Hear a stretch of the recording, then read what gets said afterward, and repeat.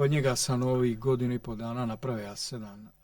Govorimo o Zoom online radionicama i to je takav, tu leži neka moć. Je li ti si prinuđen ako želiš i ako prepoznaš da imaš otpore, prihvatiš da imaš otpore, prisiliš se da budeš svaki dan tu, dobiješ pola teorije i pola prakse. 1 sat dnevno. I tu sam ja dobija tu mogućnost i osjetija da to nije neki bauk, da to radiš 3-4 puta tjedno ili da radiš 6-7 puta tjedno. Ali ta teorija ima sam osjećaj svaki put da je nešto novo. I to mi je pomoglo da uopće idem nekim sporim putem, ali da idem. I osjetio sam veliku promjenu, mislim, sad nije glupo govoriti količinski zašto, da ne bi bio neki ego trip, ali nevjerovatno. Eto. Na momente nevjerovatno. Što ti je najviše bilo nevjerovatno? A to da kao osoba sam se u nekim periodima tako promijenio prema okolini, prema bližnjima, prema samom sebi. Tu sam počeo primjećivati te neke svoje promjene. Upravo ti ovo sad govorim. Znači, nevjerovatno da neke vježbe mogu utjecati na tebe kao osobu iznutra. Ti počneš kao na nekom filmskom klatnu od 1000 slika vidiš jednu. I ta jedna ti pokaže nešto, pa čekaj, pa je li ja ovo stvarno radim? Je li ovo moguće? Mislim, kao da ti neko prikaže to. Pozdrav dragi gledatelji AIQ podcasta. Evo nas opet s vama na hrvatskom jeziku. Moj gost danas je Robert Trška iz Splita, po zanimanju i struci kuhar sa dugogodišnjom praksom, ali na podcast sam ga nisam pozvao zbog toga jer dobro kuha, nego zbog toga jer ima dosta specifično zahtjevnu, dosta specifičan i zahtjevan životni put u kojeg je prije nekoliko godina uveo i AIQ i kroz njega i kroz ostale stvari što radi dosta napredovao iz, ajmo reći, toga početnog stanja u kakvom sam ga ja upoznao u stanje u kojem je sada, koje naravno nije još dobro, ali je puno bolje i odlučio sam se ga pozvati u podcast da bi porazgovarali o tome kako je bilo, šta je sve radio i na koji način si je pomogao iz stanja kakvom je bio prije u stanje u kakvom je sad. Prvenstveno zbog toga da bi bolje gledatelji razumjeli na koji način se AIQ koristi ili upotrebljava, da smo točni, da bi mogli kroz vrijeme, kroz dizanje emotivne zrelosti smanjivati količinu kroničkih problema u životu i smanjivati utjecaj prošlosti i utjecaja dijela naših predaka na naš život i na našu sadašnjost i kako AIQ koristiti ili upotrijebiti da bi smanjili vjerovatnost da se prošlost ponavlja, pogotovo ako ta prošlost nije dobra. Tako da pozdravljam te u podcastu, Roberta, i hvala što si se odazvao na poziv, da si spreman bio doći i podijeliti nešto od tvog bogatnog životnog iskustva, iako vjerujem da bi bio zadovoljniji da nije toliko bogat u nekim stvarima i da bi ti bilo lakše. Tako da, ako možeš na kratko reći nešto o sebi, kako sebe vidiš i ko si. Pozdrav Aleš, hvala ti na pozivu. To bogato iskustvo je iz moje prizme relativno. Ja ne mogu sad Pa biti da. toliko objektivan pa sad procijeniti da koliko je to bogato. Da se predstavim, ja sam Robert Trška iz Splita, kao što si naveo, po nekoj profesiji i tako, u tom nekom tinejdžerskom dobu nisam uopće znao šta bi završio. I silom prilika sam završio tu školu, dosta sam se zadržao u kuhinjama i zadnjih par godina djelomično iskustvom AEQ tehnike shvatio sam koliko se trošim i tjelesno i mentalno i pokušavam zadnjih par godina izaći iz toga. U biti skoro da sam i izašao. Povremeno nešto odradim, ali promijenio sam neku profesiju i trenutno radim, ovu godinu sam odradio vezano za sezonu, jer mi u Dalmaciji, u Splitu, nama je to toliko važno, mislim većini, ne svima. Da. I tako, eto. To je to. Znači sad se baviš vožnjom taksija ili taksista si? Da, procijenio sam, nekako pa ja sam cijeli život bio nekako poprilično analitičan, nisam se dao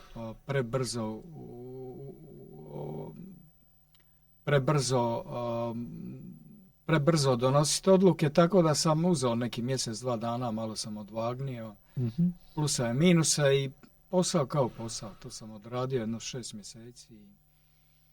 Ne moram, ovu godinu ući uopće u kuhinju. Ljudi misle da je većina kuhinja, da je to predivno. Ovi šovovi na televizijama gdje je toliko sve statično, mirno, fino. Međutim, kod nas u Dalmaciji je nešto sasvim to drugo. To je toliko ubrzano, toliko je okruženje stresno i dalje neću sad spominjati, nije sad bitno. Bilo bi možda čak dobro da ljudi... Pa, slušajte, ljudi totalno pucaju po tim kuhinjama i... Da li to samo u Dalmaciji? Jesi radio negdje drugdje u kuhinji? Pa, od Istre do Dalmacije. Znači u Hrvatskoj. I što bi rekao da je najviše značajno ili tipično za rad u kuhinji? Kao u ugostiteljstvu? Ne? Tipično je da u biti po tom nekom somatskom gledanju ti moraš 3 put brže raditi, 3 put više i 3 put količinski više raditi. I tako iz dana u dan. I šta je, može se reći, najgore, jednostavno prihvatiš to kao nešto normalno i onda se ne možeš se ugasiti. Dođeš kući, ti si dalje upaljen na tim okretajima. Visokim, da. I to se odražava na tvoju okolinu, odražava se. Dobro, ja sad ne mogu reći da sam nešto pretjerano stresan bio kući. To mi je sreća jer sam imao neku edukaciju iz te emocionalne inteligencije. Onda sam shvatio da koliko je to štetno ako ne procesuiram što doživim, nego izbacim na okolinu, to je onda pogrešan put i za sebe i za druge. I to ti je pomoglo da si... Da, dosta često recimo čitam od tih, pogotovo malo onih slavnih kuhara, kako dosta brzo obole ili čak umru od raznih tih, od srčanih udara, moždanih udara i sličnih bolesti koje su biti tipične za ljude koji rade jako stresne poslove. I da, tako kako se rekao, ljudi često tu kuhinju zamišljaju kao neku maltene romantično okruženje gdje ljudi traže inspiraciju i stvare umjetnost, a obično vjerojatno i u restauracijama štancanje, ne, znači jedne te iste stvari iz dana u dan. Da. A kako si u biti uopće došao do AEQ-a?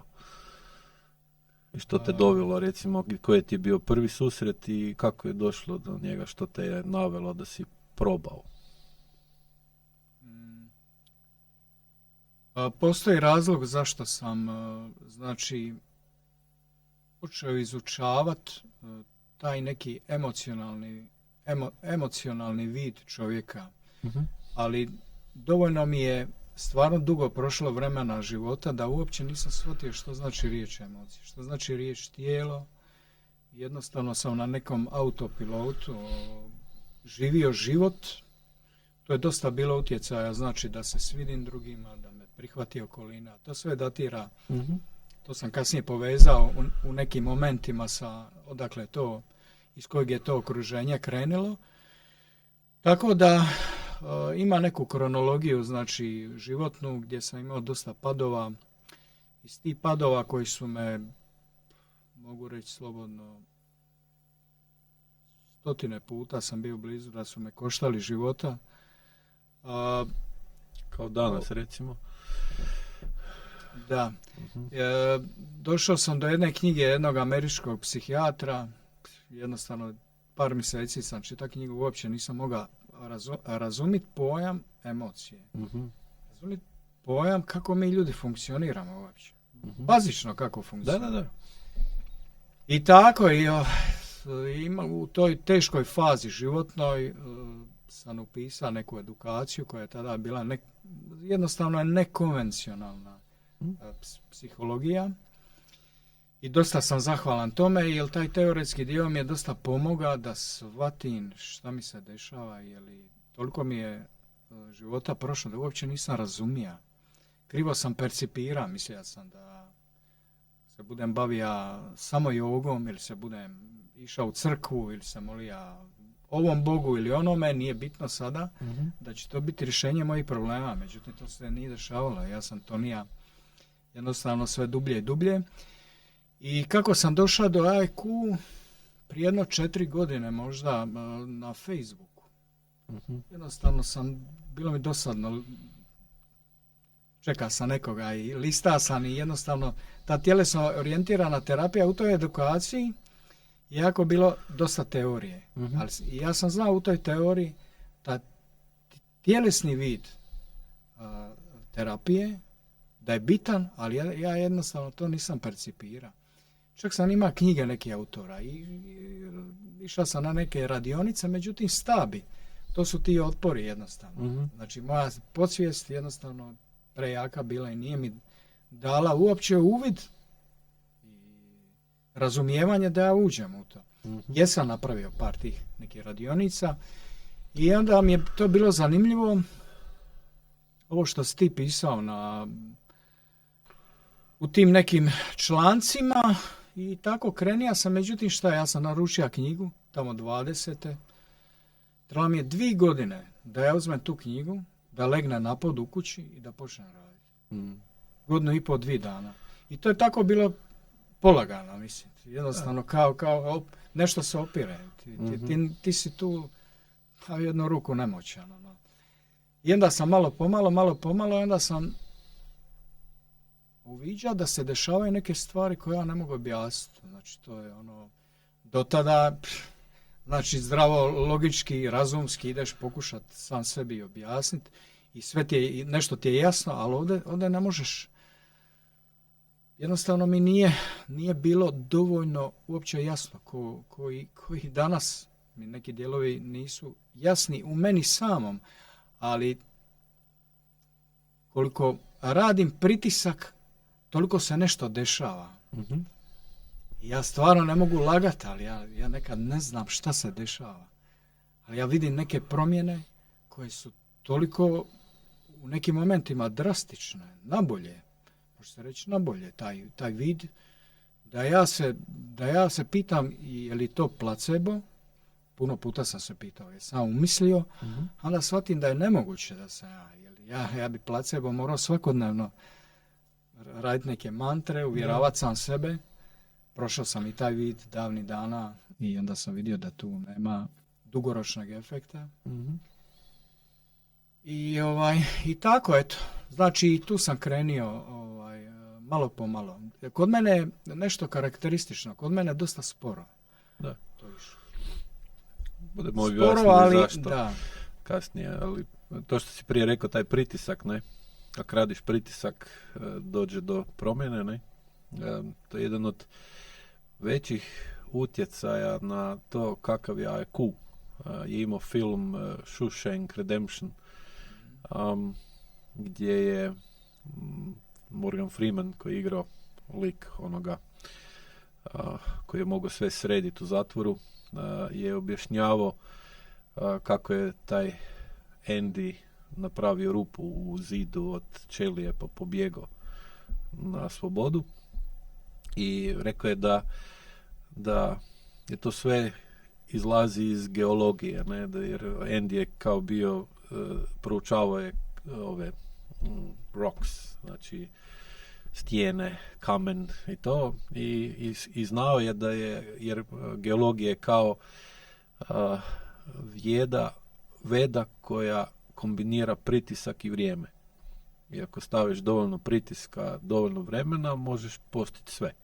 Možeš stvoriti Himalaju, možeš napraviti Marijanski jarak, možeš dijamant, kaj god. I to što je proučavao geologiju i bila mu je draga, mu je u biti dalo ideju da može sa onim malim čekićem za proučavanje koji imaju ovi za ove stijene i to, da može napraviti rupu u zidu kroz 10 godina i onda pobjeći u slobodu i početi drugi život. I to baš to se onda poklopilo sa promjenama razmišljanja iz kliničke somatike u AIQ metodu. Baš. I onda da, naravno, ako želiš promjenu, moraš promijeniti pritisak. Bez te promjene pritiska ne možeš doći do promjene bilo čega. Ako djeluješ primjerenu količinu vremena, sad za neke manje stvari je potrebno malo pritiska kratko vrijeme, a što je veća promjena potrebna, trebamo veći pritisak duže vremena. Tako da je i logično da si dosta oprezno i polagano, pogotovo ako sad gledaš unatrag, uzeo AIQ u ruke, jer je u biti može biti dosta vruć i eksplozivan ako ga koristiš neprimjereno. Znači, počeo si sa knjigom, vjerojatno AIQ klinička somatika, ne? A onda koji je bio prvi kontakt sa AIQ učiteljem uživo? To je bilo kraj 20. Kraj 22. godine Staša Šimunković. Ovim putem ga pozdravljam. Ne znam, će me se sjetiti, bila je jedna radionica jednodnevna. Ja apsolutno ništa nisam tu razumio, stvarno. Tako, eto, došao ujutro, to smo napravili. Nije mi bilo, ima sam otpore neke od teorije, i od tih vježbi, jer ja u biti nisam ni znao šta je ta tehnika u biti. Mm-hmm. Smo legli dole na pod, radili neke vježbe koje su onako malo čudnovate, a u biti istovremeno su toliko lagane, nisu nešto zahtjevne da trebaš puno snage, svega toga, ništa, iza toga sam završio. Vratio se nazad, isto tako jedan period mi je treba, puno je kod mene otpora, puno je bilo ulaženja, puno je ulaženja u neku, ne letargiju, neku jednostavno linija manjeg otpora. Radi ono što ti je ugodnije, što ti je ljepše, što ti je draže, tu je hrana, tu je i onda sam iza toga... Mogu se zaposliti, ne? Da, i posao i onda dođe to jutro kad trebaš napraviti neku vježbu. Ja sam dobio materijale od njega. To je stalo u mailu i to se nije ni otvorilo. I iza toga sam malo počeo raditi, počeo sam raditi po knjizi. Onda mi je stvarno svaku vježbu mi je trebalo vremena da je procesuiram, da je napravim. Onda nisam kužio da je u biti treba napraviti polagano, da je treba napraviti sa osjećajem, da je tu ta bit. I onda iza toga je Stjepan Ostroški ima jednu radionicu i ona mi je bila odlična, stvarno.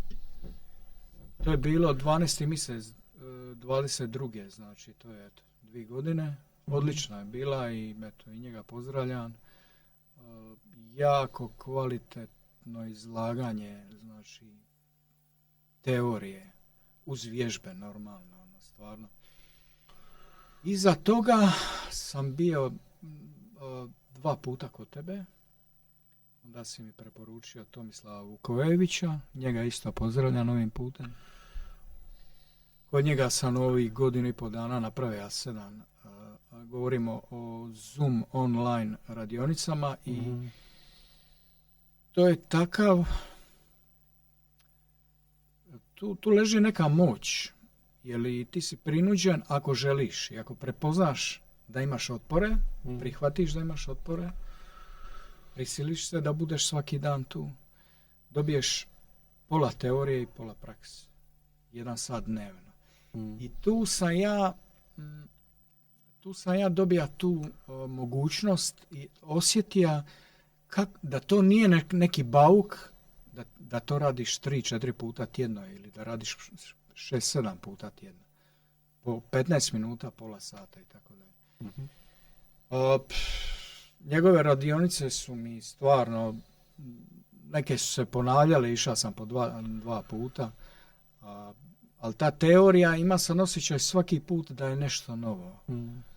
I to mi je pomoglo da uopće idem nekim sporim putem, ali da idem. I osjetio sam veliku promjenu, mislim, sad nije glupo govoriti količinski zašto, da ne bi bio neki ego trip, ali nevjerovatno. Eto. Na momente nevjerovatno. Što ti je najviše bilo nevjerovatno?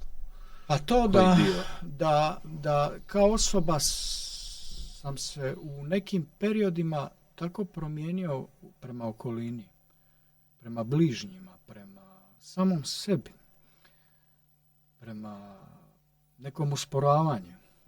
Znači, i onda opet taj intelektualni dio mi je pita je li to samo trenutno, je li to povremeno, i onda mi je to dalo neki motiv i poguranac da idem dalje.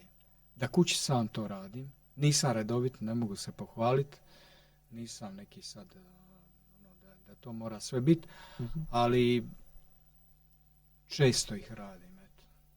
Koliko puta tjedno u prosjeku? 3-4 puta? Više? Zadnje vrijeme od 4 do 7. 6, 5. Ali shvatio sam ono što si ti govorio i tako gledao sam podcaste i gledao sam materijal tvoj, koliko je bitno da vježbe ne doživimo samo kao kraj. Da jednostavno procesuiramo sebe, da vidimo, da se okrenemo malo, da prepoznamo neke stvari i tako dalje. Jer vježbe izazivaju različit spektar emocija. I onda kad osjetiš jedan spektar emocija koji nije ugodan, da shvatiš da je to možda povezano sa tom vježbom. To može biti predivna emocija.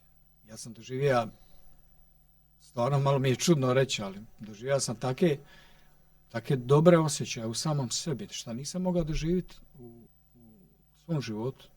Ja sam se mislio sam da se zabavljam, da mi je dobro. Biti nije mi bilo dobro. Ja sam samo trudio da mi bude dobro. A sad bi izašao, recimo, povremeno, znam se desiti, izađem, sidnem u auto i ne okrenem ključ i uživam u tom trenutku, ne znam zašto. I onda postavljam pitanje, zašto? Je li to opet neki placebo ili to? Jer ja dosta sam tim neki tehnika prošao tokom života. I eto, to je neka moja kronologija. Zadnja 2-3 mjeseca kako sam dosta radio ovo lito, da odgovorim na kraj tvog pitanja, nisam opisivao iz tog razloga jer sam imam puno materijala koje trebam procesuirati. Trebam raditi, jer ne kužim dosta vježbi, radim ih, nekad radim mehanički, pa onda shvatim i tako. Eto, zadnje vrijeme, 20 dana sam shvatio preko vježbi da mi ruka desna ne mlati, znači ne giba se kad hodam. Mlati ili miče? Znači, ne giba se, u biti ova više manje stoji. I ne pokušavam analitički uopće više to shvaćati, nego se puštam, pokušavam se pustiti i onda skužim da meni rame stoji nekako više, to desno. Sad je problem ga spustiti, jer ja ga spustim, za 2 sekunda dođe neka misao ili ono se vrati. I onda sam shvatio kad ga spustim, bar na trenutak, ta ruka radi normalno. I sad je to, ja sebe smatram nekim početnikom, bez neke lažne skromnosti u IQ metodi. I to je to. Sad, pošto si tak otvorio taj podcast lijepo i još sad na kraju dodao tu situaciju sa desnim ramenom i desnom rukom, mogu objasniti zašto je to tako, ne? Ali jasno vezano je za tvoju podsvijest, a ta podsvijest je u biti vezana za tvoju prošlost. I ako možemo ići na, ajmo reći, na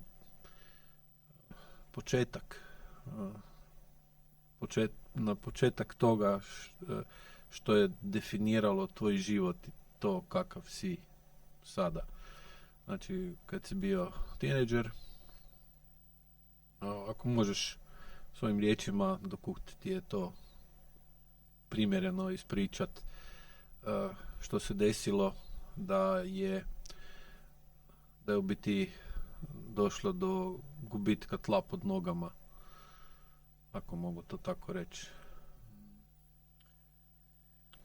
Pa, ja ću pokušat što kraće to nekako precizirati. Znači, ja sebe čak i danas percipiram neodvojeno od drugih ljudi. Znači, da ja nisam sad nešto posebno u smislu negativnog, iako sam doživio neke stvarno radikalno destruktivne stvari u mojoj uskoj, najužoj obitelji. Kao dijete, ja mislim da me spasilo iz te destrukcije, te uske familije mog oca, pokojnog, i majke, spasila me igra sa djecom u susjedstvu.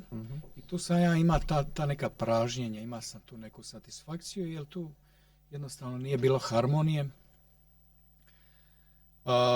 Po meni, i čak i to u toj ranoj fazi, ja sam puno toga jednostavno, ili sam odgurnija, ili sam potisnija, možemo reći sad klasično potisnija, ali kao vremenom sam se navika biti nešto drugo. Tinejdžersko doba, desila se tragedija u obitelji, onako dosta teška. Ja ponavljam isti obrazac. Znači, pokušavam, jednostavno sam naučio taj obrazac da pređem preko nečega. Nešto što je tako loše, što je nehumano, da samo pređem preko toga. I tu dolazi tinejdžersko doba gdje ja jednostavno, koji svako humano biće, pokazuje interese za suprotni spol, za djevojke, izlasci tamo vamo, i ja to zatomljavam. Ja to sad percipiram, koliko ja sam u pravu, ostavljam po strani. Znači, sigurno 1000 puta sam izašao vani i bila mi je neka satisfakcija, disko klubovi, dobro sam se zabavljao, nisam bio poročan, i tu se ja počnem rušiti. To je, može se reći, jednom dobrom životu moje tijelo, moja psiha se počne urušavati. I to na jedan fin, postepeni način, koji ja nisam nikako mogao zaustaviti. Znači, šta je zanimljivo? Zanimljivo je što imam osjećaj da sam zadnjih vrata disko klubova ušao direktno na glavna vrata depresije. Depresija koja je trajala 10 godina, koja je bila po meni jako težak oblik, koja je s teškom anksioznošću, graničnim poremećajem, bilo je stotine po meni psihotičnih epizoda. Moram samo nešto naglasiti, ja sam imao jedan problem.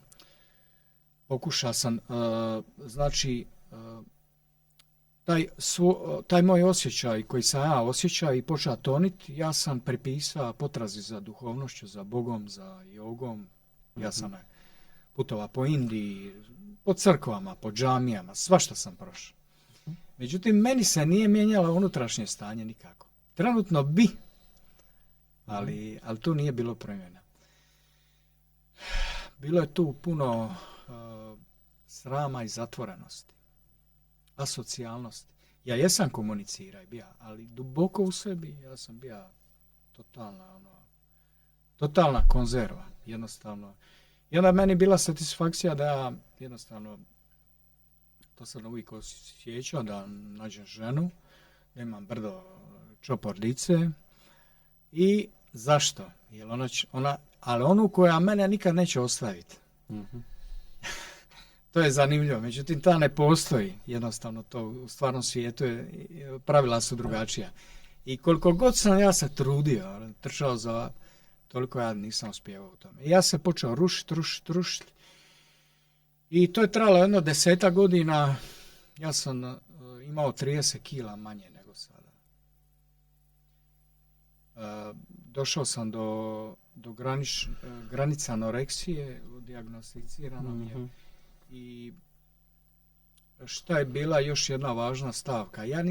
Ja sam pokušao konvencionalno ići kod psihijatra i to onda sam vidio da imam 2 puta, ali ću završiti u ludnici. Jednostavno, možda u to doba bila takav pristup, ne znam sad kakav je, ali piću tablete. Mm-hmm. I onda sam shvatio da jednostavno ja motorički neću moći funkcionirati. Ako uđem u taj sistem, ja ću dobiti dijagnozu. Sigurno bi dobio neku ne laku dijagnozu. Mm-hmm. I moj život bi bio ograničen u tom segmentu.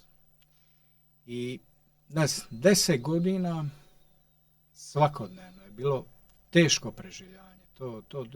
Ja to riječima ne mogu još objasniti. Ja mogu razumjeti danas ljude, imam tu empatiju, mogu razumjeti ljudi koji imaju to.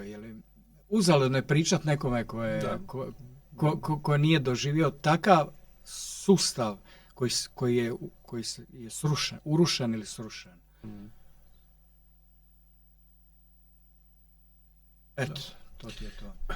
Za toga, još da nadodam, u tom paklu spomenuo sam neku literaturu koju sam čitao i onda sam dobio tu jednu širinu da smo mi humana i emocionalna bića, da mi nismo robotski samo napravljeni, da naša tehnologija nije samo tehnička, da mi imamo nešto i dublje tu.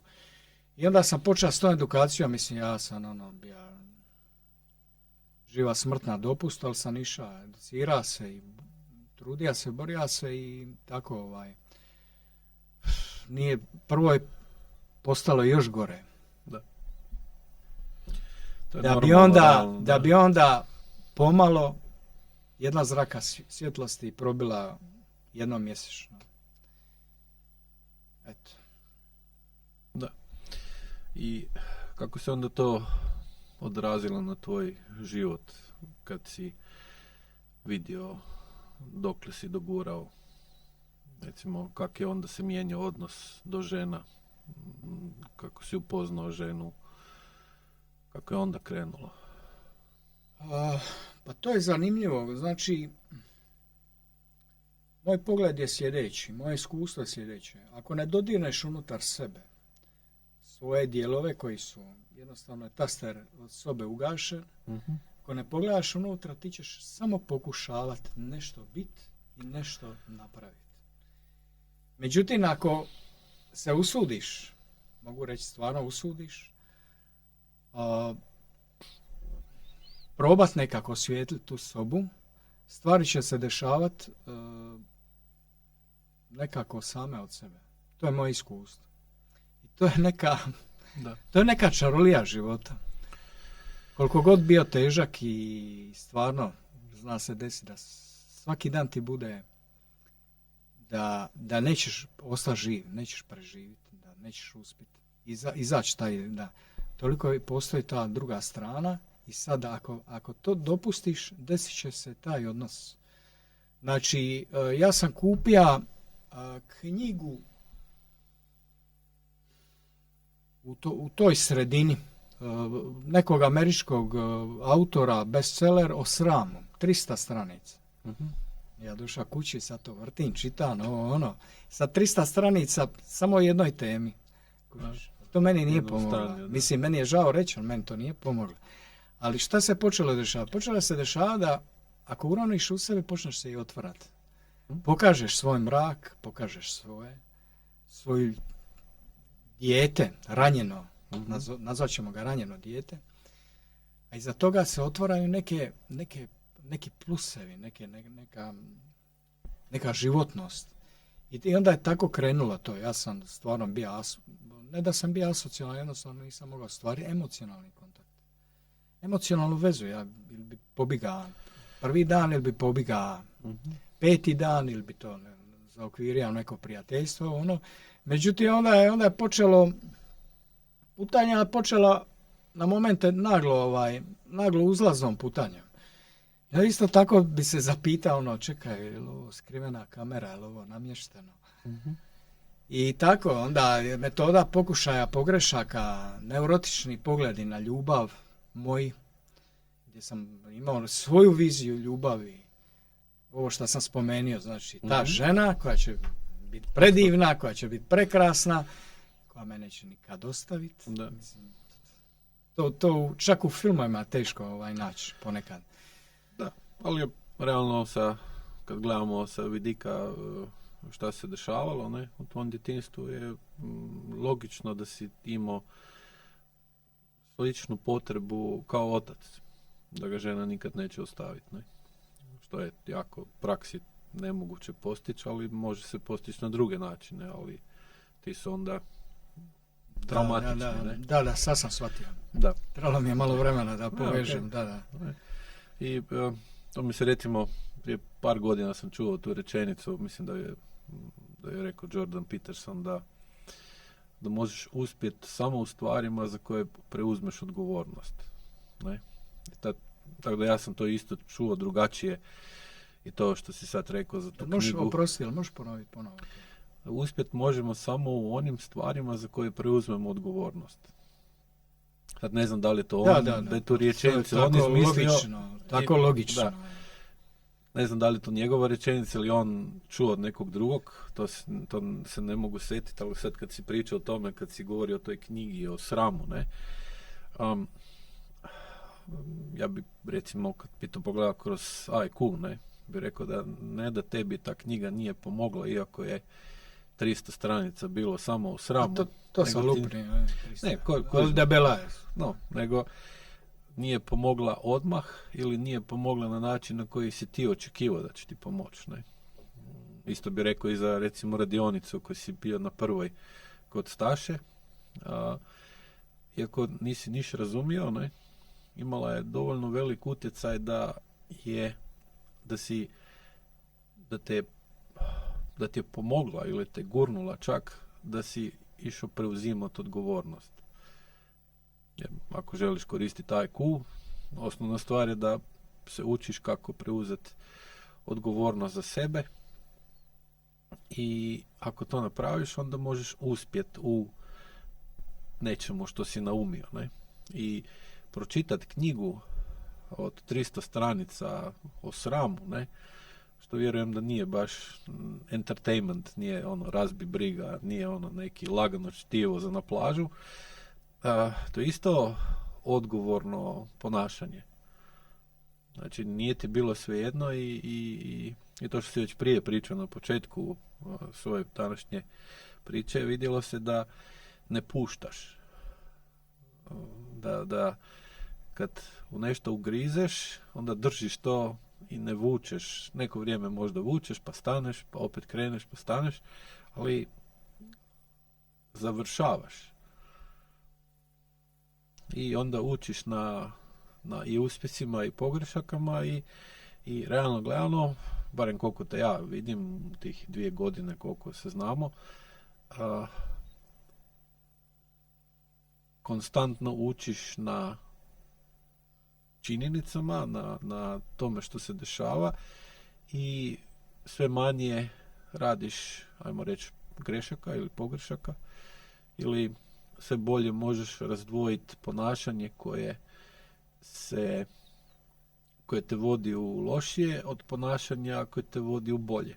I toga u lošije je sve manje, a onog boljeg je sve više. Sad to opet dolazimo do odgovornosti, ne? Jer obično je, kako si rekao već prije, da prvo je lošije, da bi onda jedna zraka sunca u mjesec dana, pa onda druga, i onda se polako podigneš. I baš tu je taj, barem ja tako interpretiram što je Peterson rekao, da biti odgovoran je da ne pobjegneš od toga da ti je prvo još lošije, da bi ti onda dugoročno bilo bolje, ne?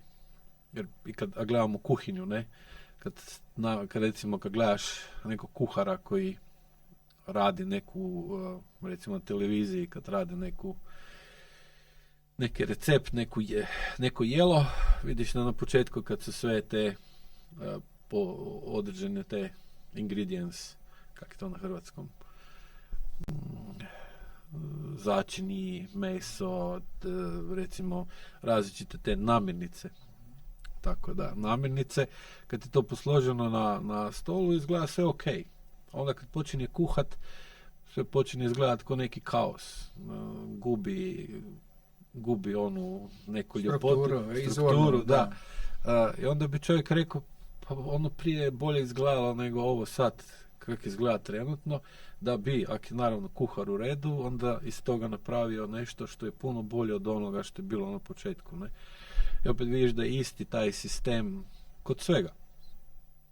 I ako se ne usudiš preuzeti odgovornost i početi iz nečega kako je raditi nešto još kratkoročno gledano još gore, i znaš da ćeš, ako tu odgovornost držiš dovoljno dugo iz toga nečega što trenutno djeluje još gore, napraviti nešto puno bolje, ne možeš uspjeti, ili možeš. I recimo baš razlog zašto sam te pozvao u podcast je baš to što to konstantno radiš. Iako naravno kad sami sebe gledamo, vidimo sebe drugačije, obično lošije nego kad te gleda neko sa strane. Ali mogu reći da sam vidio već toliko, imao toliko klijenata i vidio taj proces toliko puta da jednostavno vidiš već po mailu kad ti ga neko pošalje koliko je odgovoran, koliko nije, i koliko zbilja može ili hoće ili mu je dozvoljeno mijenjati svoju sudbinu kao cijela osoba.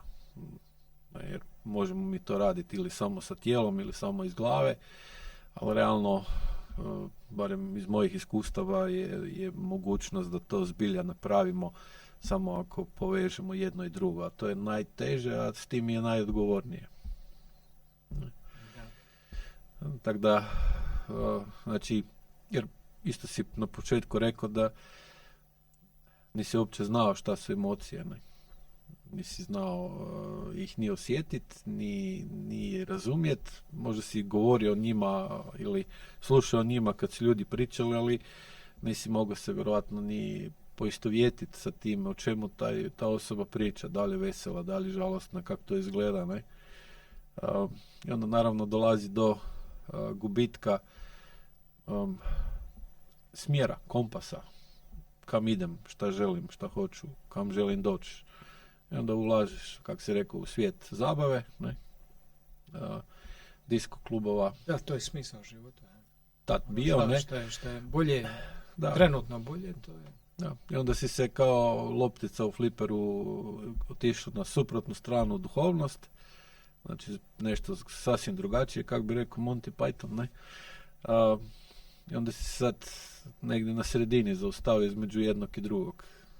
I kroz... Tek otkrivam. Da. Otkrivam istinu. Dobro ti ide.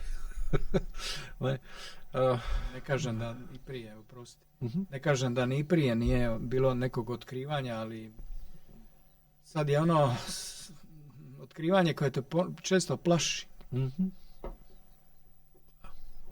Preuzimanje odgovornosti uvijek povezano sa otporom i često sa strahom. Ono, zašto je meni to potrebno? I kad gledaš danas unatrag, šta te potaklo najviše da si počeo, ajmo reći, preuzimati odgovornost da bi se promijenio u drugačiju osobu? Znači da nisi ostao takav kakav si bio. Da li je to bila partnerica, da li su to bila djeca, da li si to bio ti sam ili sve skupa ili nešto četvrto? Pa mislim da je Koliko bio najbolje miks možeš? svega. Znači, tu riječ odgovornost čuo sam od jedne psihologice koja je držala nekonvencionalne radionice psihoterapije. Mhm. Toliko često je bilo sa jednim krasnim psihijatrom iz Hrvatske i njih dvoje su često znali, pogotovo ona je znala reći taj termin odgovornost. Ja stvarno godinama, ja jednostavno to se odbijalo od mog oklopa, ja sam nekako unutar sebe potajno očekivao da neko nešto mora meni dati, nešto mora za mene napraviti. Koliko god sam ja radio i za druge i sve to. Da. Da će se meni nešto samo pojaviti, bez ikakve akcije, fizičke akcije ili reakcije. Tako da, ponovit ću opet, ja sebe vidim tako, kod mene bija taj spori postepeni taj.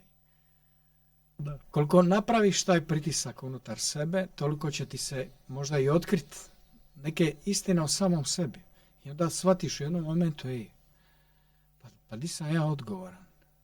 U ovom trenutku, sada, malo prije koji se desio prije pola sata, ja sam pao kao kruška na testu odgovornosti. Koliko god ja imao teoretsku potkovanost radionica, svega toga, ja sam pao na svom vlastitom testu odgovornosti. I ta riječ odgovornosti je meni počela tako zvoniti u meni, u mom tijelu.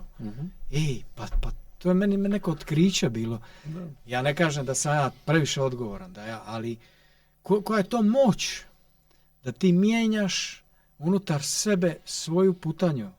Znači išao si nekim šinama koji ti je neko postavio već 100 godina prije ili 500 ili 2 godine prije. I ti vjeruješ da je to jedini put. Kad prihvatiš odgovornost, dođeš do zida, a taj zid piše strah na njemu. Počneš se bojati. Ali tijelo, psiha, emocije ti ne dopuštaju da puno uđeš u strah, u mom slučaju. Ja se panično bojim toga. Čega? Straha ili odgovornost?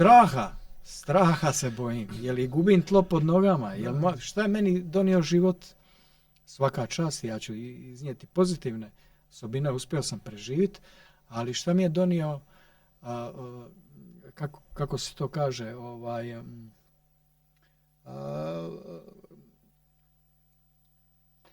kontrola. Šta mi je donijela kontrola? Samo preživljavanje. I uspio sam preživjeti. A kad počneš gubiti kontrolu, počne ti se dešavati neke stvari, pitaš se kako ovo, šta je ovo? Kako ovo funkcionira, kako život funkcionira. Tome služi recimo depresija, da ne možeš izgubiti kontrolu, da toliko gubiš energiju, da i ako bi izgubio kontrolu, ne možeš ništa napraviti ništa što bi se percipiralo kao da si napravio neko zlo, nešto nepopravljivo. Jer kad gledaš podloga koju su ti dali roditelji, da li je bilo u njoj dovoljno odgovornosti? Je, u jednom dijelu je, a to je, i to sam ja naslijedio, mogu reći, u kolikoj mjeri ne znam.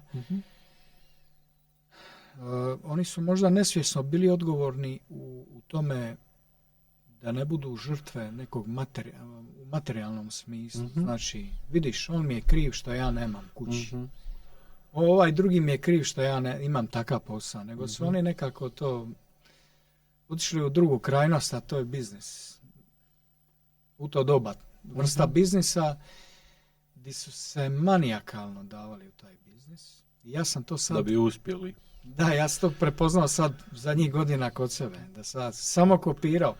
Čekaj, pa di sam ja to kopirao? Kad se to desilo? Ja nemam pojma za to. A to su ti Da tali, ne možeš... Ja to sad vidim, sad u ovim godinama vidim da sam ja, nisam ja otišao toliko, ali meljem se u poslu. Da. I to mi je satisfakcija. Šta kaže, šta je rečeno na radionici, kako moraš se prebiješ se. I onda legneš kući, zaspeš i to ti je način funkcioniranja. Da. Znači ti ne možeš zaspati normalno. Da, možeš biti dovoljno umoran. Da. Zato si i kuhao toliko dugo. Znači ta profesija radio sam je ja uz to kuhanje i različite poslove još i mlatija se. Samo kuhanje je to. Još imam taj impuls. Još imam te impuls. To ćeš još imati par godina. Ne možeš to tako brzo. Nema veze. Nek ide svojim procesom. Uopće nisam opterećen. Mislim da je baš zato bilo toliko neobično razmišljati o odgovornosti i imao si toliko velik strah pred odgovornošću. Jer koliko god gledamo da su recimo roditelji odgovorni jer su, ne znam, imaju jaku želju biti uspješni, poslovno uspješni, ne?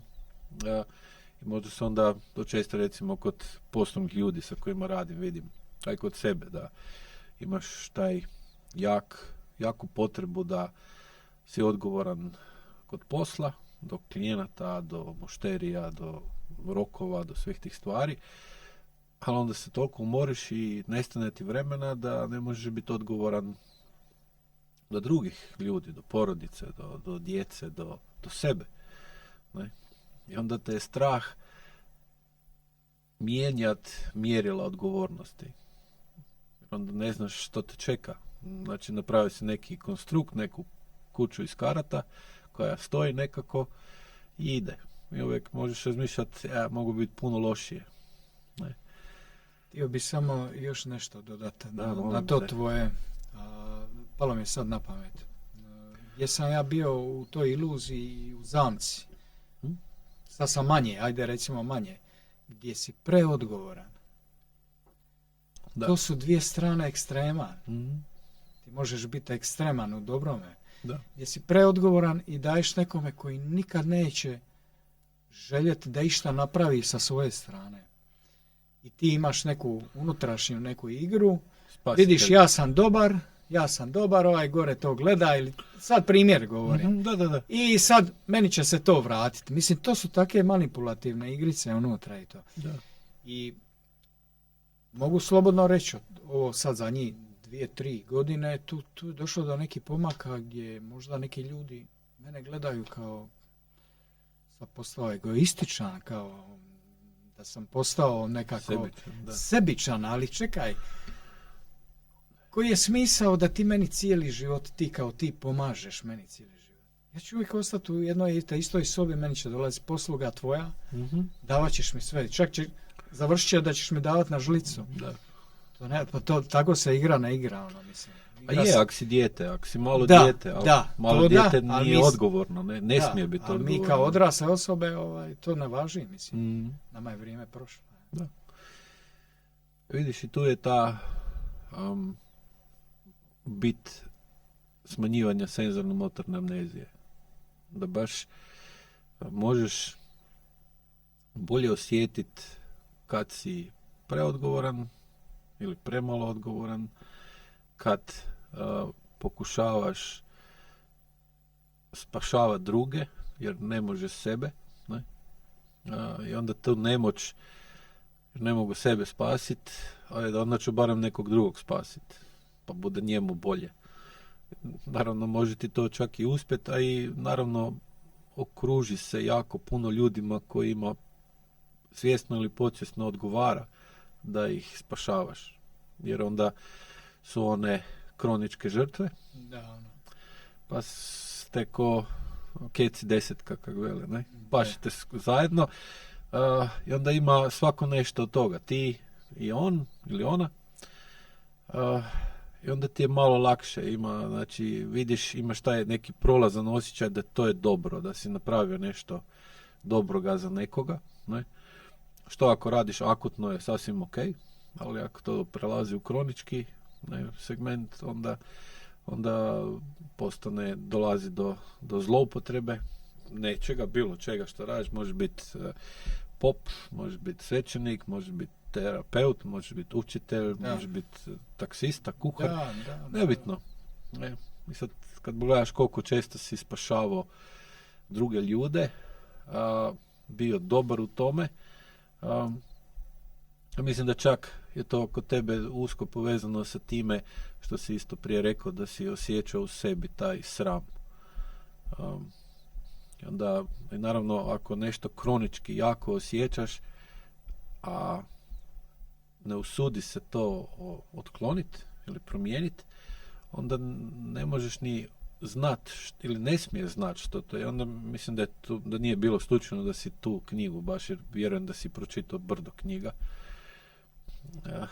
Ali spomenuo si baš tu od ovog američkog psihologa o sramu, ne, koja, iako je autor uložio vremena i na 300 stranicama pisao samo o jednoj emociji, odbila se od tebe barem prividno i nije imala neki utjecaj ili nisi razumio.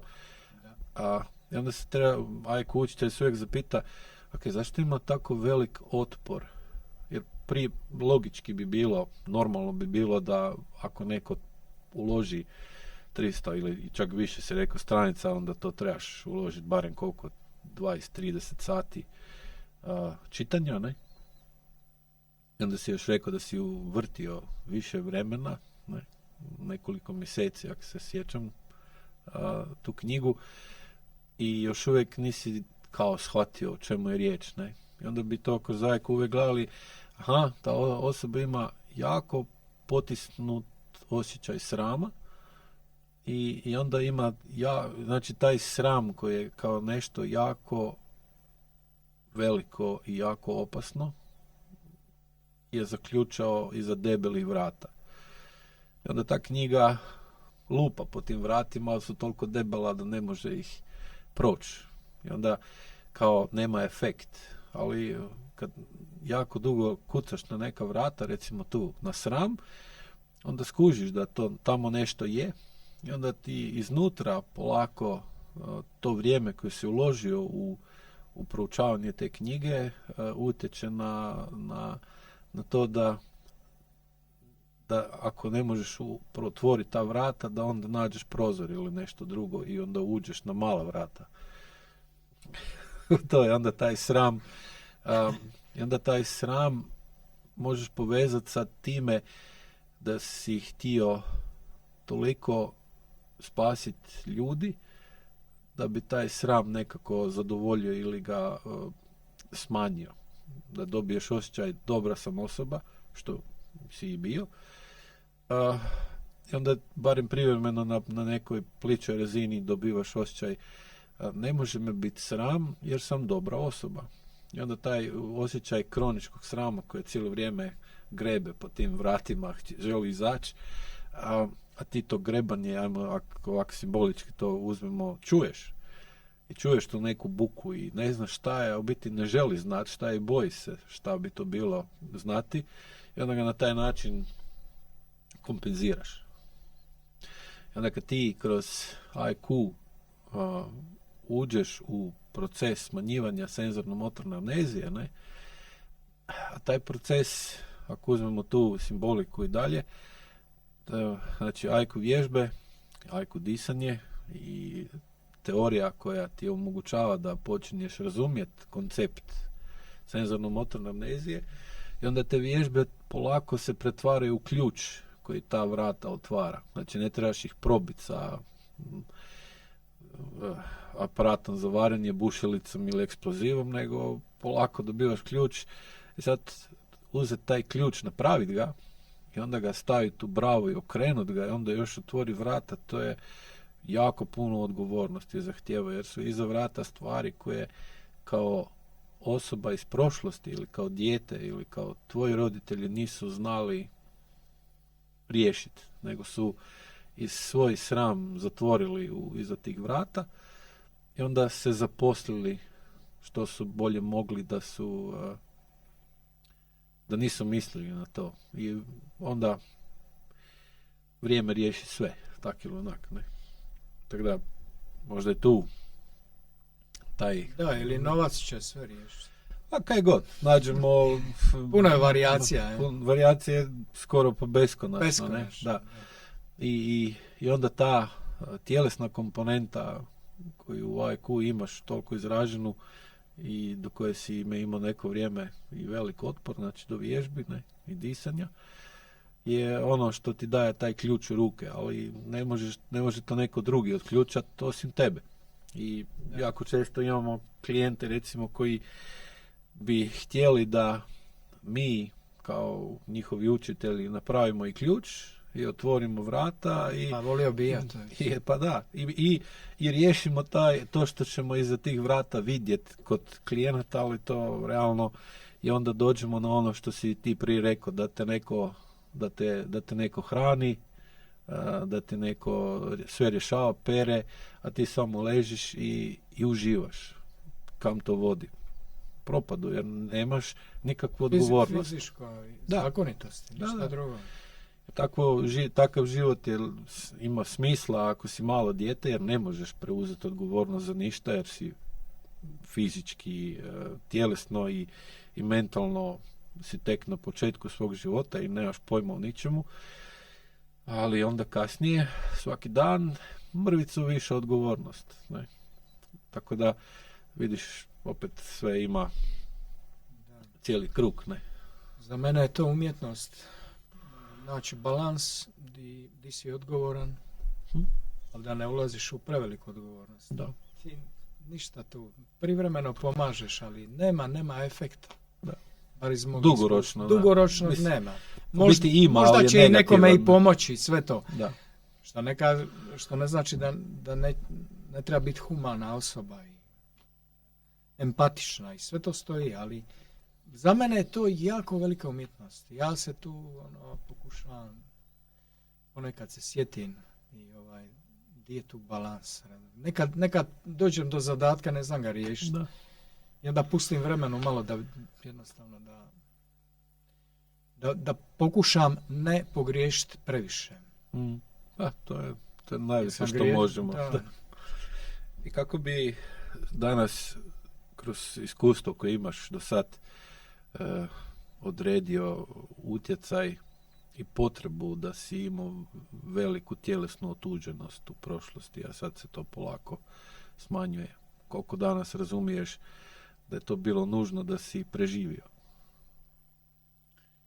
A dijelom to mogu shvatiti teoretski, većim dijelom mogu shvatiti teoretski, znači to mi je omogućilo da jednostavno opstanem.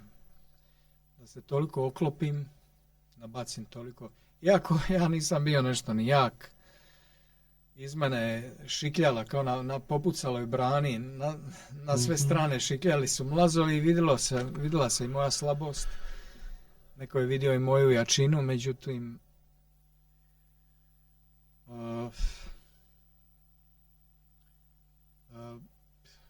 meni je najviše omogućio uvid, nije ovo PR ili reklama, znači ova tvoja metoda koju si ti nadogradio i koju si uzeo i nadogradio, najviše mi imala smisla i tu sam ja, može se reći, najviše, ovo je stvarno nevezano za to što sjedimo nas dvojica ovdje, moje iskustvo najviše mi je dala pomaka nekog. Koliki je on, u kolikoj količini, uopće nije bitno.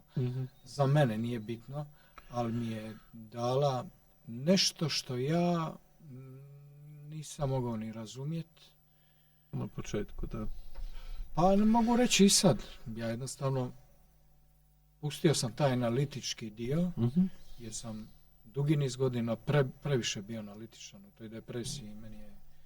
Ja to ne mogu objasniti, meni je 4 mjeseca konstantno. Samo su se vrtile misli u panici, u ludilu i u raspadu stvarnosti. Da. Vjerojatno mi je mozak pokušao zaštititi me od tog unutrašnjeg sadržaja koji je jednostavno probijao da sruši brano i A to promljevanje ili to što si sad opisao, taj osinjak u glavi, ne? Recimo, je biti tipično da svijest stvori svoj ekosistem u tijelu. Znači imamo u tijelu 2 ekosistema, imamo tjelesni, onda svjesni, i pokušava biti distancirana, odvojena od tijela i toliko se bavi sama sobom da ne može niko ući. Znači ono što iz tijela dolazi, te osjećaji, senzacije, impulzi, ulaze u mozak, ali u svijesti je takva gužva i toliko ima posla sama sa sobom da nema prostora za ništa novo. I pogotovo ono što dolazi iz tijela, jer je jako opasno za nju, jer ju može baciti iz takta i dovesti, kako se rekao, do ludila, i onda se može desiti svašta. Da pokušava se na taj način obraniti od utjecaja iracionalnog na njezinu racionalnost, i onda dolazi do toliko jakog korištenja razuma da polako osoba sklizne recimo u šizofreniju. Recimo šizofrenija generalno za nju je tipično da osoba ima izuzetno čistu logiku i razumnost, ali nema zdrave pameti. Znači prvenstveno dominantno mu funkcionira lijeva moždana polovina, dok desna i tijelo nema nikakav utjecaj na to o čemu razmišlja. Onda se dolazi do tog maničnog ponašanja kojeg si sad isto opisao, skoro kao definiciju maničnog ponašanja, i naravno onda kontrast, znači suprotnost od manije je depresija. I onda ne možeš drugčije opet nego da ti klatno, znači koji njiše, pa si malo u maniji, pa onda se ideš na suprotnu stranu u depresiju da bi preživio. I onda ako želiš to smiriti, to klatno da njiše manje ili da ne ide u takve ekstreme, nema drugog načina po mom iskustvu kao dodati tijelo. I tijelo onda doda masu, a ta masa onda smiri to klatno da prestane divljati, i recimo ljudi koji imaju problema sa tim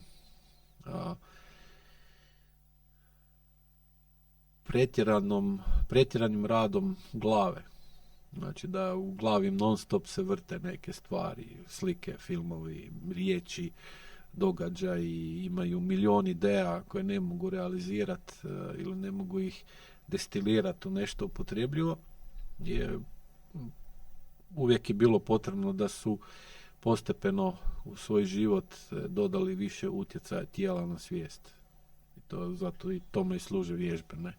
I onda se možeš smiriti, i onda je to talasanje iz manije u depresiju, iz depresije u maniju sve manje, i onda postaneš, ajmo reći, upotrebljiviji, ali opet naravno onda postaneš sebičniji, jer što bolje osjećaš sebe, to naravno više cijeniš i radiš u interesu da bi se osjećao, ajmo reći, normalno ili primjereno. I onda jasno ne možeš više biti toliko na raspolaganju drugim ljudima, ali opet da ne bude krivo shvaćeno, nije to ona sebičnost kao samo ja i niko drugi, nego je i ja, ne samo ja.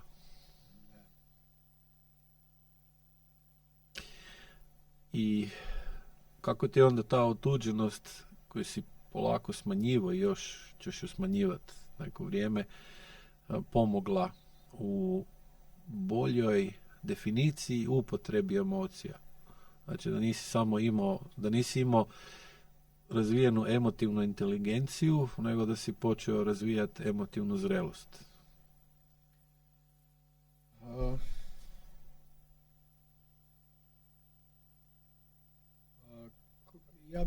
ja bi sebe opisao da sam ja tokom cijelog života više ušao u to drugu stranu ekstrema, klatno, to ne pasivnost tjelesno, nego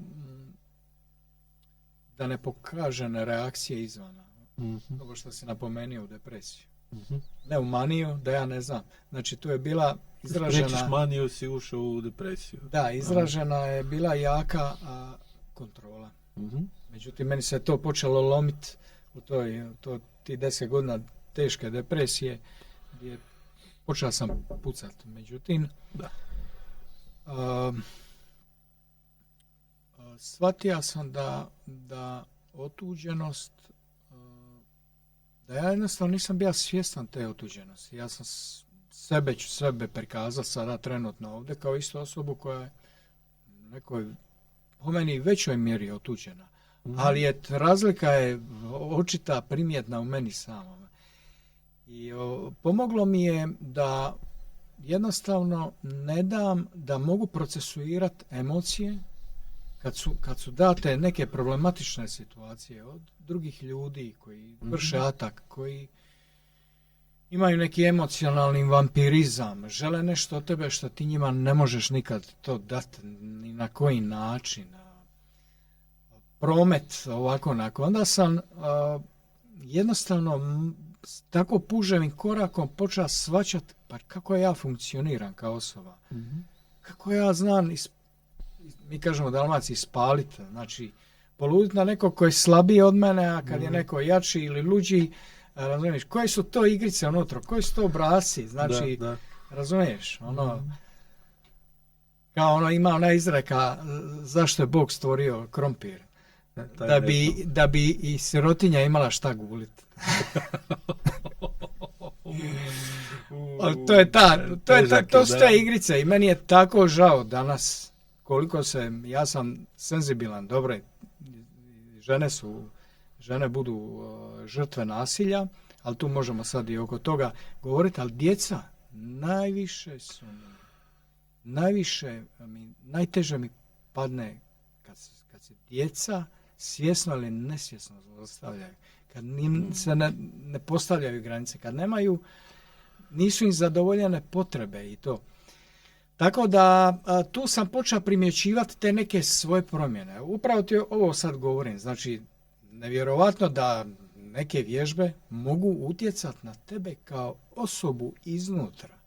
Ti počneš kao na nekom filmskom klatnu od 1000 slika, vidiš jednu. I ta jedna ti pokaže nešto, pa čekaj, pa je li ja ovo stvarno radim? Je li ovo moguće? Mislim, kao da ti neko prikaže to.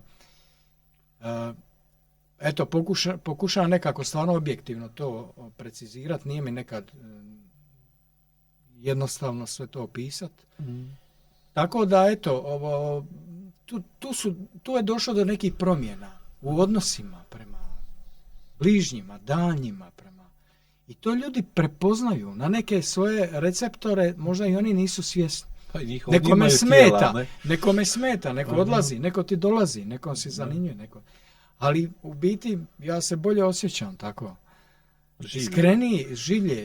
Iskrenije, mislim. Ja, ovo što ti govoriš, za par godina ću ja doseći neki nivo. Uopće ja imam nekako iskustvo da sve percipiram, ko zna da li ću to.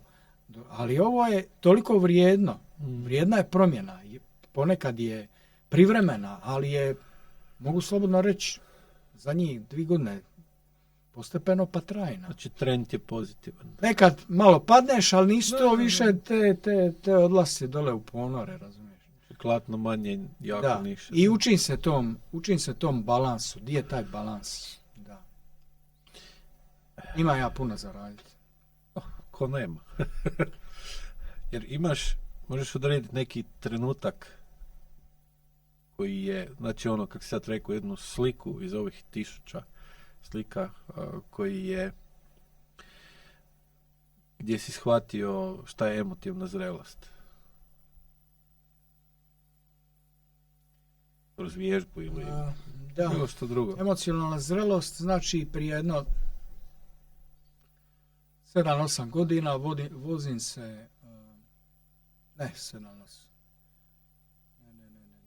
kraće je bilo, ajde. Tamo na početku Ajekula. Ok. Vozim se u autu i imam 2 kćeri, sjede zada. Ja sa 70-80 km na sat na autopilotu shvatim u jednom momentu da umjesto mene kao da sjedi moj otac za tim sjedalom.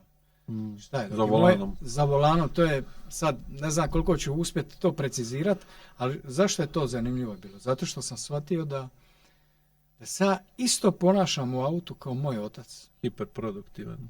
Ne, moj otac je uvijek šutio kad ja bio. Znači, to je bio zid. Znači, jednostavno, emocionalno, vjerojatno sa njemu ne budio neke njegove dublje emocije i on nije mogao to procesuirati, nije mogao možda izraziti emociju, nije mogao.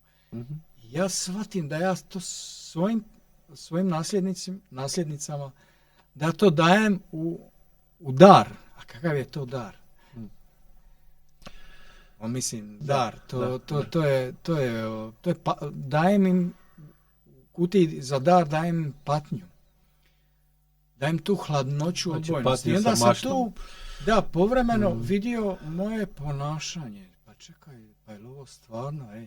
Ja sebi nisam mogao dopustiti priznat da ja nešto griješim. Sam bio tako išao u ekstreme, kad bi nešto pogriješio, znao bi se. Bilo je faza samokažnjavanja. Postoje uzroci toga. Oni su negdje jako duboko. To je unutar 4 zida. Lomija bi šake od zid, razumije, a ljutnja prvenstveno, jer ja imam dosta ljutnje, imam prema samom sebi. I ne znam. Ili prema... I bilo je, svega je bilo, kako je bilo, bilo to ljutnje prema bogovima, 2 boga. Svako dijete kad se rodi ima 2 boga ako su prisutni. Samo je tako brzo se rade se ustupci. Čak i tako malo dijete radi ustupak na fizičkoj razini. Nema druge. Nema druge. Ne može, da. Ako roditelji ne mogu napraviti to, onda mora dijete, ne? I naravno onda to utječe. To je samo jedan fragment, ima fragmenata i prema drugim ljudima. Ja opet ponavljam, nisam procesuirao masu toga i mislim, sad imam relativno normalne odnose. Ali opet i tu se učim, šta ja znam. Nemoj ući u nečiju tuđu dramu, jer to je samo njegova drama. A istovremeno moraš biti odgovoran da ne bi svoju dramu. I tu je metoda pokušaja pogrešaka. Ali neki događaji se skupo plaćaju. Moraš biti baš ovo što govoriš odgovoran. Pogotovo prema djeci, prema učenje. Svoje budućnosti u biti, ne? Koliko ja razumijem to što sam čuo od Petersona je da ako preuzmeš odgovornost, mijenjaš budućnost. I onda... Da, to je istina. Da, mogu to posvjedočiti više puta. Tako da je onda u biti ta odgovornost za bolji sutra, ne? Ali šta je smiješno? Ponekad mi je bilo smiješno nešto. Znači, koliko je jaka ta matrica nas ljudi. Znači, imaš kućnog ljubimca, mislim na auto, na limeno kućnog ljubimca, ispred dole na cesti stoji. Znaš da moraš promijeniti ulje, znaš da moraš kupiti nove gume, znaš da ga moraš oprati. Odgovoran si tu, a ne možeš nikad, jako teško je shvatiti, možda zadnja stepenica, da moraš biti odgovoran prema sebi i u svojim postupcima. Koliko je jaka ta iluzija? Da. Koliko, evo ja ću se usuditi reći, nema ništa protiv, niti me briga, ali koliko, evo današnje školstvo, ne učite neke osnovne, bazične tu djecu. Bazične stvari koje su veoma važne. A to morali roditelji. Ne znači, učitelji. Dobro, ok, prihvaćam. Ako već, prihvaćam. Bazične stvari se uče doma, a napredne u školi. Mislim, ja to tak vidim, barem ne, jer se jako često dosta radim sa učiteljima i vidiš koliko koliko su u pritiscima i slični su kuharima na neki način. Od njih se traži nemoguće često. I traži se da educiraju djecu i da je odgajaju. A ne svoju, nego tuđu. Ne, i to je prebacivanje odgovornosti na druga ramena i nije ni čudno da ih je sve manje, da su sve bolesniji, da su sve stariji i da je u školstvu sve više problema sa kadrom, ajmo reći tak. Ne. I sad vidjet ćemo kako će to otići, ali ja mislim da put do boljeg školstva je da roditelji preuzmu odgovornost za svoj dio odnosa do djeteta, da. Učitelji svoj. A pošto to se nije radilo ko zna koliko dugo, ta entropija se toliko povećala da smo sad došli u tu fazu da se više ne može skrivati da ne funkcionira kako se spada. I onda se mora nešto napraviti. Uvijek je tako. Htio još za kraj dodat nešto što se čini bitno da bi čuo neko koji smatra da su njegovi problemi teško ili nerješivi, da se ne može ništa napraviti ili da je nemoguće mijenjati prošlost jer je prezahtjevna, preteška, preokrutna, pretraumatična. Da, to je poznati onaj triangl, zaboravio sam ovoga. Karpmanov, jel? Karpmanov trokut, da. Trokut, to mi isto bilo otkriće, znači mislio sam da postoje samo dvije točke tog trokuta, međutim postoje tri, znači postoji spasitelj, osim žrtve i postoji još četvrta, ali onda više nije trokut, nego postane piramida. Dobro, pa okej, nadograđivat će se. Stvar je, ja ću samo reći svoje skromno mišljenje, iskustvo i dosta nadograđeno sa nekim radionicama i tako. Niko nije dužan, niti vam može napraviti nešto mjesto vas. To je apsolutno, ne znam da li je moguće. Kad ste odrasla osoba. Znači tu mi pričamo sad o tom. To često ne čuju taj dio. I jednostavno moje neko iskustvo koje ja stvarno riječima ne mogu opisati količinu patnje i bola i beznađa i mislim treba pričati o tome, zašto ne, mislim samo da se nadovežem, danas ljudi koji imaju neki emocionalni problema su žigosani, ja stojim iza toga, da vam se neka dijagnoza, da vam se, ako idete tom linijom dobit ćete neku dijagnozu koju će, pitanje je ili možete ikad skinuti. Ako imate jedan napad, što je normalno za nas ljude koji smo emocionalni, da te možda život satare i to. Znači, moj pogled je sljedeći. Znači, te dvije veoma važne stavke. Prva je odgovornost, ovo što si rekao, to ne mogu naglasiti tu riječ odgovornost. Svi padamo i na toj odgovornosti, ali i druga stvar je upornost.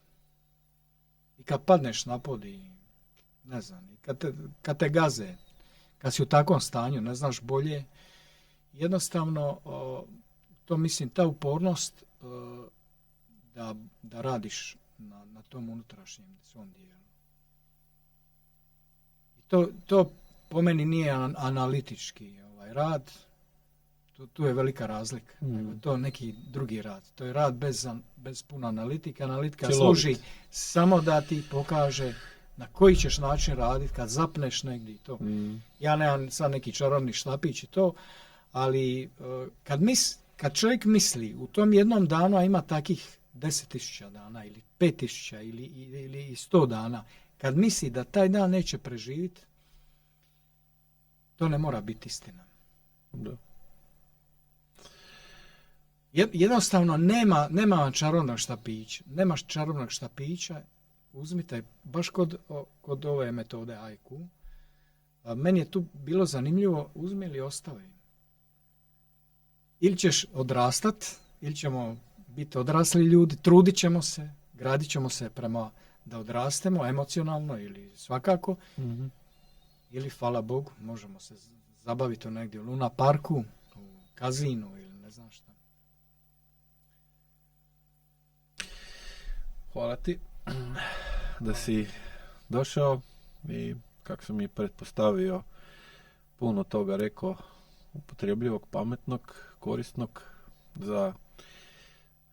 za one koji imaju kroničke probleme i pokušavaju naći odgovore, rješenja, da malo bolje vide kako AEQ to vidi, kakva je teorija i praksa i kakav je tvoj primjer, kako si ti upotrijebio to što AEQ ima i to da o tome vrijeme, praksu i odgovornost i ako te usporedim kakav si bio, si danas puno bolje. I što me još više veseli je to da razumiješ i kroz praksu kako se može polako mijenjati život na bolje, iako je početna pozicija iz koje krećemo može biti jako, jako loša. Tako da, hvala ti za sve. Hvala vama gledalci za vaše vrijeme i pažnju i nadam se da ste naučili, čuli, možda shvatili nešto novo i da će vam biti to od koristi u daljem životu. Hvala lijepo i pozdrav.